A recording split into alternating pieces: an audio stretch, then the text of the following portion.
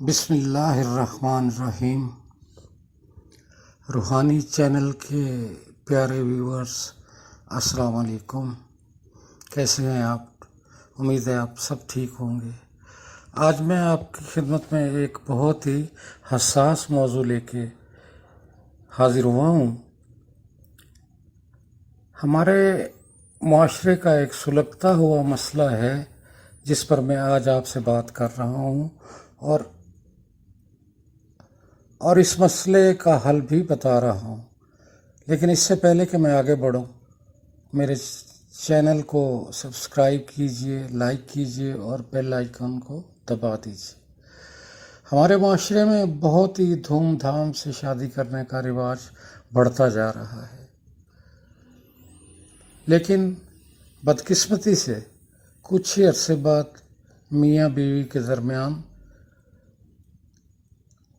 جو محبت اور الفت بھرے تعلقات ہوتے ہیں ان میں کشیدگی آنا شروع ہو جاتی ہے۔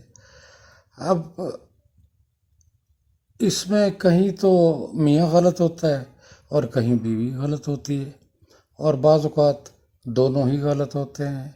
لڑکیاں جو اپنے مائکے سے ایک تصور لے کے آتی ہیں، کچھ ان کے خواب ہوتے ہیں، وہ جب چکنا چور ہوتے ہیں تو اس کے مزاج پر اس کا بہت برا اثر پڑتا ہے۔ ادھر میاں کے کچھ توقعات ہوتے ہیں جو کہ بیوی سے اس وابستہ ہوتے ہیں، وہ پوری نہیں ہوتی، تو اس طرح کی چھوٹی موٹی وجوہات ہوتی ہیں جو رفتہ رفتہ گھر کے ماحول کو خراب کرتی ہیں اور تعلقات میں سرد مہر شروع ہو جاتی ہے۔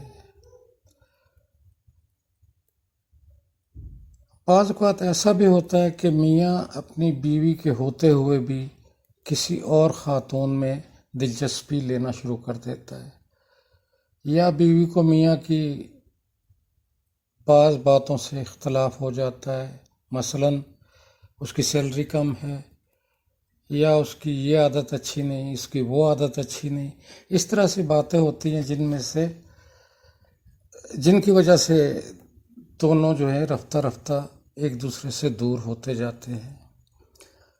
بعض اوقات تو اس کا نتیجہ بہت ہی بھیانک نکلتا ہے، اور کچھ ایسے جوڑے بھی ہوتے ہیں جو ساتھ تو رہنا چاہتے ہیں لیکن محبت اور الفت سے عاری زندگی گزار رہے ہوتے ہیں۔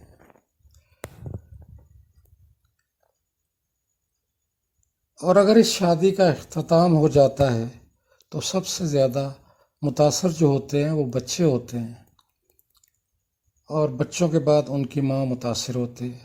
مرد تو پھر کہیں نہ کہیں ایڈجسٹ ہو ہی جاتا ہے۔ تو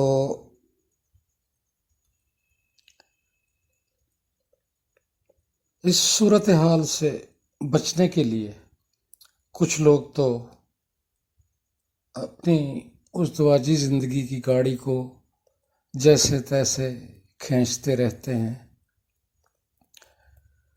کبھی ایک پہیہ پنچر ہو گیا تو کبھی دوسرا پہیہ پنچر ہو گیا، لیکن بچوں کی خاطر گزارا کرتے ہیں، اور محبت اور الفت جو ایک میاں اور بیوی کے درمیان ہونی چاہیے وہ بالکل نہیں ہوتی۔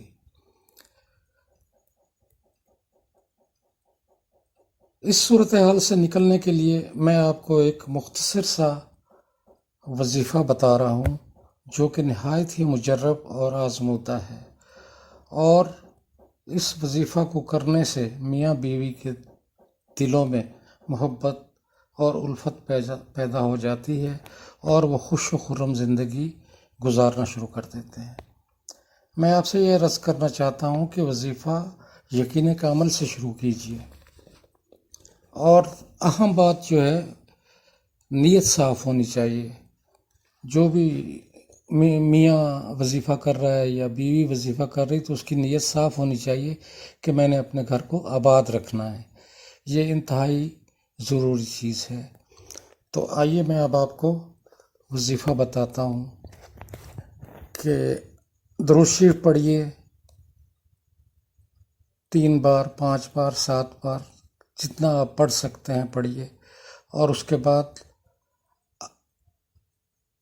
کاؤنٹر آج کل ملتے ہیں، اس پہ ذرا زیادہ آسانی ہو جاتی ہے۔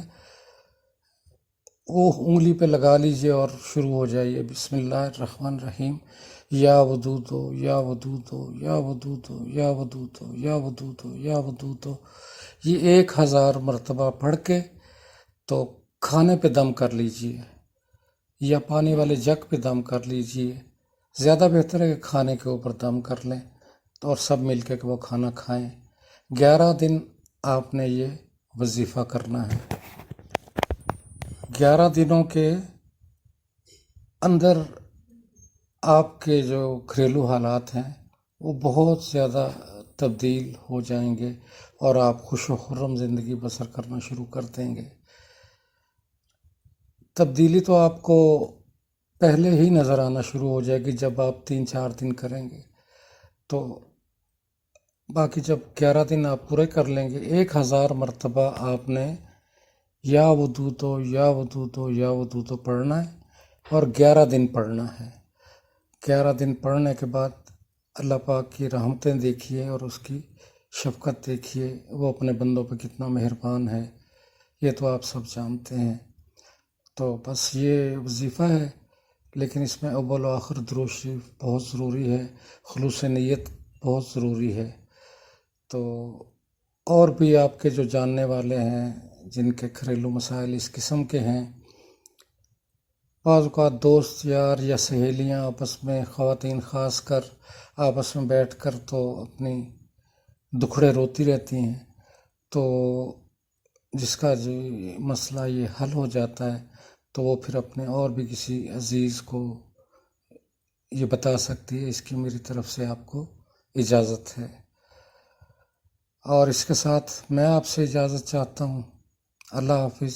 اگلی ویڈیو میں پھر انشاءاللہ ملاقات ہوگی. السلام علیکم.